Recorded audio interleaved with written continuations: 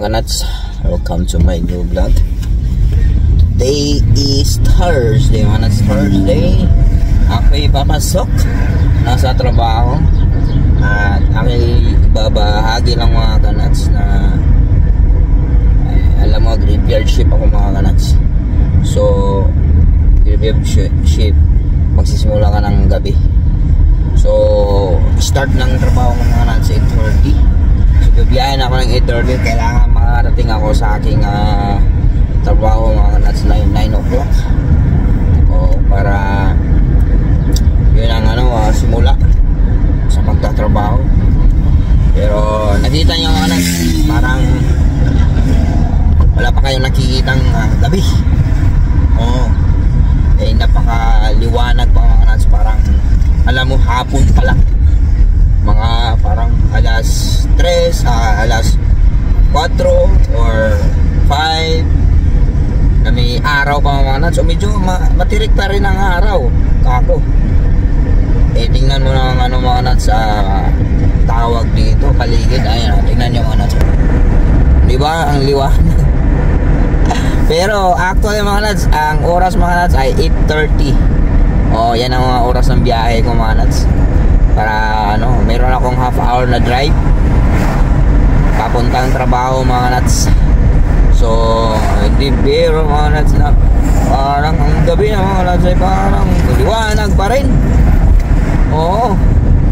Napakaliwanag mga kanats. Tingnan mo naman ang araw mga kanats. Tirik na tirik pa ang araw mga kanats. So tingnan nyo mamaya, sandali mga kanats. Papakita ko yung araw mga kanats. Napakatirik.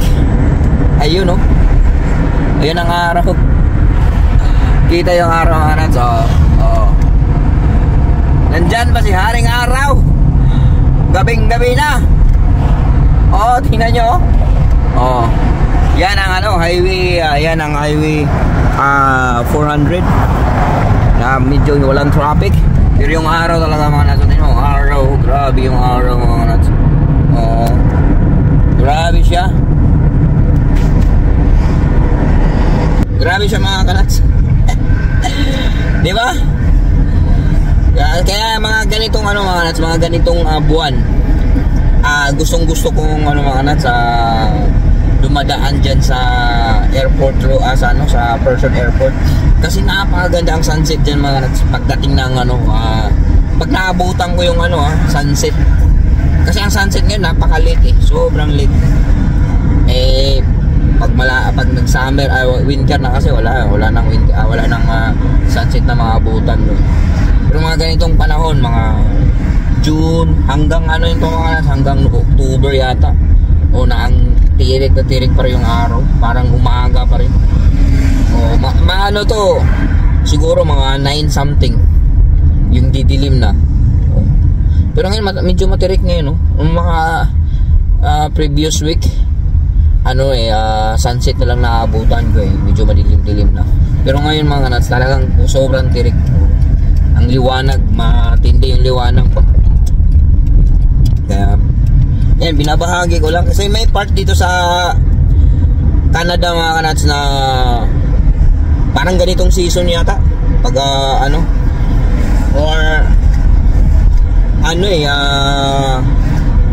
may certain place dito sa Canada na hindi mga kanats, hindi nakaranas ng gabi 24 hours. Yun ang gusto ko sanang ma-experience mga kanats, na alam mo yung walang gabi, puro umaga. Meron yan, merong place dito yan sa sa bandang north yan siguro, sa Arctic yata yan, basta bandang north, Arctic region. Kasi malawak kasi Canada mga kanats, napakalawak ang Canada. Nalaglag, hindi kumapit si magnet mga kanats, nalaglag mga kanats. Hindi ko kumapit si tawag dito magnet. Mahina na yung magnet nito mga kanats, nagpapahiwatig na. So yun, sinishare ko lang at ako'y papasok ng mga kanats sa aking trabaho. Yun, para may idea rin kayo kung sakaling pupunta kayo dito sa Canada, para hindi na kayo maano ba, tawag dito, magulat or mayroon na kayong idea na ganito pala dito sa Canada. Pero may part dito sa ano, medyo nasa mataas-taas na parte ng norte na talagang ano mga nuts, parang hindi nakakaranas ng ano, ng gabi. Puro liwanag. At meron ding certain times na walang liwanag, puro gabi. O may season yan eh. Ewan ko ano pangalan ng ano, pinapangalan ng ganyan. Dumarating na mga season na ganyan, talagang ano, ganun. Parang puro na lang gabi, puro umaga. So dito sa Toronto, ito talagang perfect na ano mga sa lahat ng lugar. O sa lahat ng mga ano, ang Toronto yung nabiblend ng ano nabiblend ng, kumbaga may mga mysteries na ano, na hindi man siya completely pero nakakaranas. O naranasan namin ng snow na matindi, naranasan din namin ng dumilim ng matindi. Naalala yung mga na ano, meron akong ano na a couple of weeks mo siguro yun, mga 2 weeks mo siguro na hindi kami nakakita ng araw. Oo, nakakaranas kami ganun. So may ganun din sa parte ng ano na hindi talaga nakakaranas ng ano ng araw. Sobra mga kanats. At ngayon tingnan nyo naman mga kanats. Ang tawag dito yung pag ganito mga kanats, summer, ang dami nagbabakasyon. Kaya expected na to mga kanats. Ang daan dito sa 401 hindi traffic.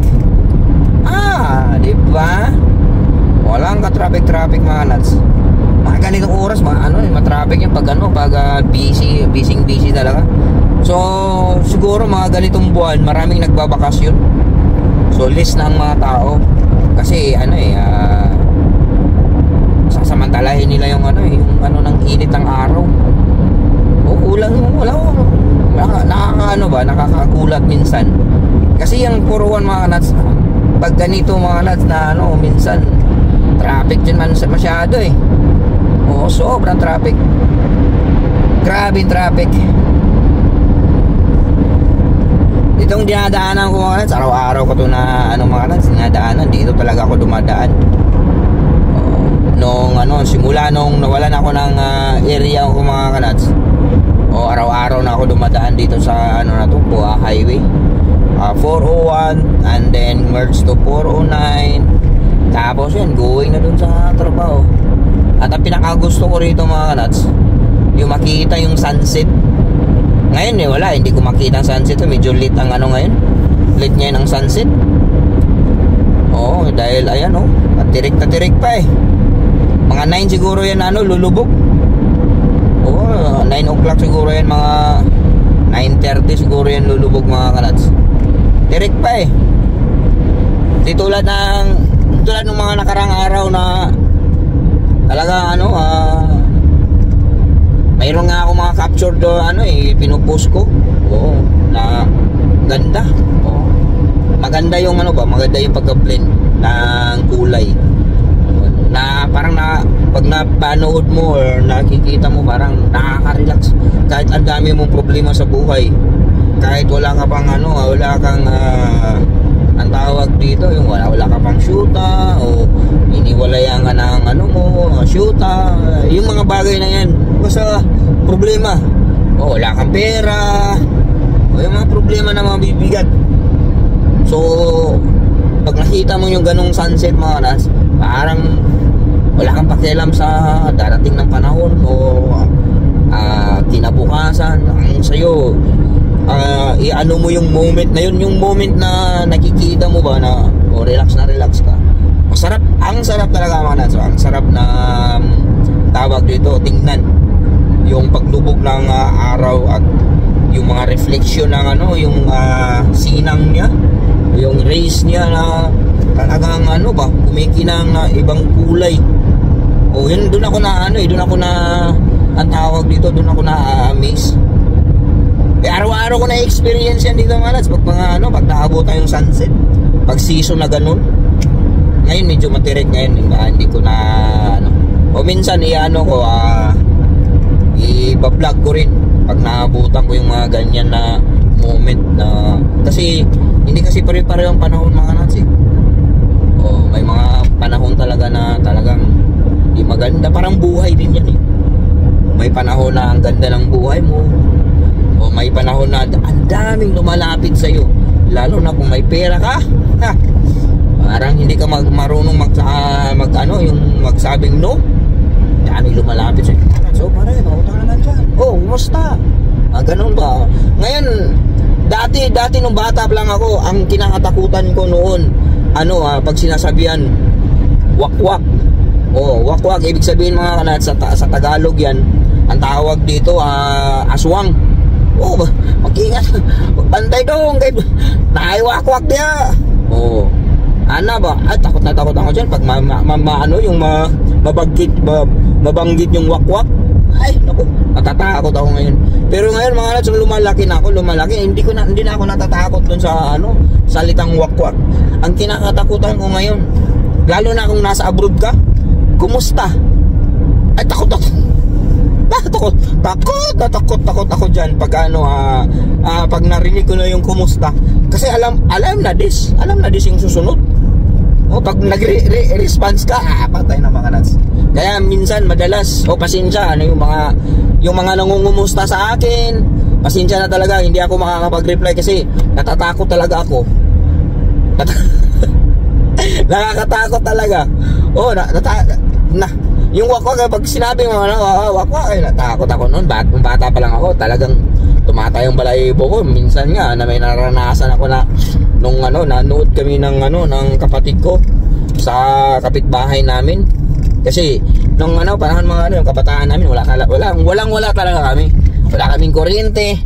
Tapos wala talagang, siyempre, kung wala kang kuryente, alangan naman may TV ka. Hindi wala ka rin TV, di ba? Oh. So manonood kami ng dadayo pa kami. Oh, lalakad pa kami ng mga ilang kilometro para makapagpanood ng tawag dito ng TV. So nung panahon na yun, siguro naabutan yun nung ewan ko lang kung naabutan yung mga so mga batang 90s or 80s na yun, malakas yun. Yun talaga ang malakas na pinapanood ng yung rattle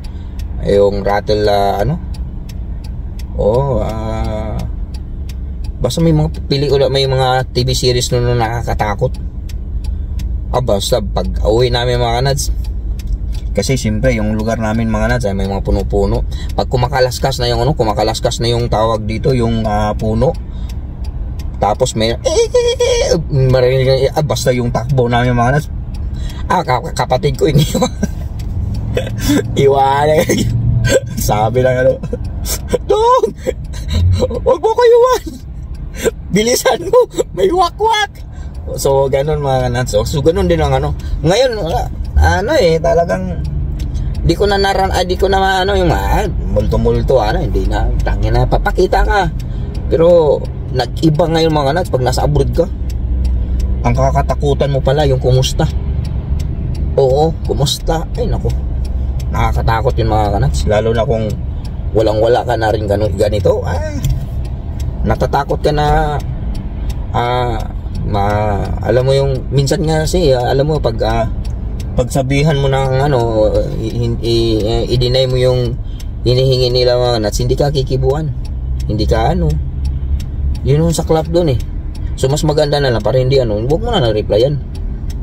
Alam na this, di ba? So yeah, talagang things it happens na may pagbabago talaga ang buhay. So yan, sinishare ko lang mga Kanads yung sunset ng bago ako papasok. So yan, bakbaka na naman ako sa trabaho. Ganun talaga ang buhay. Para sa kinabukasan, graveyard shift. Pero nung mga Kanads, yung kumpleto pa yung area ko, hindi ko naranasan yung tawag dito, hindi ko makakabutan yung sunset dahil ang tawag dito mag-i-start kasi ako noon alas 5. Tapos Wala, hindi ko na minsan pala maaabutan ko pala minsan pag ganitong panahon pala, kasi minsan natatapos ako doon sa unang area ko at papunta ako sa area na to, mga ganito ring oras, mga almost 8:30, kasi kailangan eksakto alas 9 ako makakarating doon sa pangalawang area ko kasi pag lumampas ako doon or mga nuts, mamumulubi ako mga nuts, dahil kailangan pa, meron pa akong next na area. So kailangan talaga time management ka ba, o ma-manage mo yung time para ganun talaga ang diskarte mga nuts ang trabaho talaga kung gusto mo kumita ng kailangan mayroong time management. Kahit lang talaga ang buhay. Huwag na tayong laging umasa sa kumusta. Kumusta ka pre? Magbago na kayo. Huwag nyo nang gamitin yung huwag nyo nang gamitin yung kumusta. Kasi alam nilang kasunod Kung talagang kayo sa isang tao mga lads, kung halimbawa connected kayo, gusto nyo tawagan nyo, huwag nyo yung kumusta. Kwentuhan, kung may kailangan man kayo o wala, dapat regular yung yung tawag mga lads. Magugulat ka lang saka ka lang kukumustahin pag may kailangan. Pangit yun. Kung gusto mo mag-ibagbanding o dapat regular. Para hindi ba magulat kung manghiram kayo man o para kasi nag-uusap ka na sisingitan nyo lang ba, hindi yung na biglain. Kukwentuhan kayo kung kanats kumusta yung mga dyan. Grabe ang panahon ngayon ba grabe na dagan na kayong nabago karong panahon na lagi. Lagi. Kumusta man diya sa kanang ko? Kaya mo pa ba diya sa Toronto? Mga ba? Para naman parang mayroon kang mapagsabihan ng mga problema mo. Sipin mo, wala kang mapagsabihan ng kundi pagkumustahin ka. Ang next day baka naman mayroong extra dyan. Pangyan, di ba? Kung concern kayo, kung tunay kayong kaibigan, kumustahin nyo na tawag dito yung kalagayan mo diyan kanats. Humihinga ka pa ba? Ganyan lang laban lang. Mga ganun ba, i-encourage nyo muna tapos sabay baka naman pwede tayo makahiram. Ganun, hindi yung sus ko, tirahay kagad na kumusta. Kaya ako ngayon nabago na rin ako kahit anong sasabihin ng mga kaibigan ko dyan akilala ko man pag hindi na ako nag-response so yung mga word na yun, takot na ako dyan sa kumusta na yun. Ang dami, hindi lang kasi isang bisis hindi lang dalawang bisis, parang napapansin ko talaga madalas pag may kailangan yun na word ang kailangan ko laging nabibigkas. Kumusta na po, kumusta na kuya, kumusta na bay, kumusta ganun, tapos sabay baka naman yun naman pinakamasaklap yun. Tayo hindi naman tayo maramot, hindi man tayo pero sa panahon ngayon mga nats, hindi na kailangan mo maging wise sa mga pera mga nats. Simula nang tayo mga nats, doon ko na-realize na hindi pala lahat ng panahon blessing. Hindi pala lahat ng panahon kailangan mo pala rin may mga bagay i-experience ka. Kaya ang pinaka the best na experience sa buhay ang the best lesson sa buhay talaga mga nuts, yung experience. Doon mo doon mo makita ang totoong pangyayari sa buhay mo or mangyayari kung may experience mo yan, kung maranasan mo ang mga bagay-bagay na yan. So talagang doon ko na-realize na minsan kailangan talaga rin pala kailangan mong maging magsalita na no, di ba? Marunong ka mag-no. Huwag kang matakot na hindi ka nakikibuha. Who cares mga nats? Who cares, di ba? Mahirap sa totoo, mahirap ang buhay dito mga nats pag maliit lang yung kinikita mo. Mahirap talaga dahil sobrang kaya yung mga umaabuso yan sa mga ibang OFW, maling-mali yun. Wag nyo kasi hirap ng buhay ng mga yung nasa OFW, mahirap yun. Tapos ganun lang ka-easy kumustahin nyo. Tapos kung gusto niyo talagang ano, para mabigyan ng magandang kumbaga ma-inspire pa lalo yung ano, regular yung kausapin, hindi yung kumustahin nyo lang pag kailangan. Mali yun, mali. So, marami na ako naranasan ganyan. Kaya okay lang sa akin na wala akong kaibigan kung ganyan man din ang kahintulutan na na sasamantalahin ka ng kumustahin dahil may kailangan. Mali yun. Mali talaga yun. Mali yung mga nuts. Parang nahabit na yan sa ating mga Pilipino mga nuts, na kung sino yung medyo parang si Diwata. Si Diwata, siya ngayon yung parang honey. So maraming bubuyog na dumadapo. Ganun ba? Ganun talaga. May tingnan mo yung sunset mga nuts dito saan. Yan ang sinasabi ko mga nuts. Yung beauty mga nuts. Di ba? Ganda naabutan din pala natin. Di ba? Di ba? Ang ganda Hindi pa yan. Hindi pa yan mga kanuts. Marami pang ganyan. Ayan perfect medyo silaw pa. Yung yung paano na siya pa nasa ilalim na. So ayan. Hanggang dito lang tayo mga kanuts. Parang mura yung sasakyan na yun 96 per week. 96 per week. So magkano yung 194 isang buwan? Hindi, bi-weekly. 194 bi-weekly. So 194 nasa 300 plus. Mura na yun sasakyan yun. Mura na yun mga kanuts. So ayan, hanggang dito na tayo mga kanuts.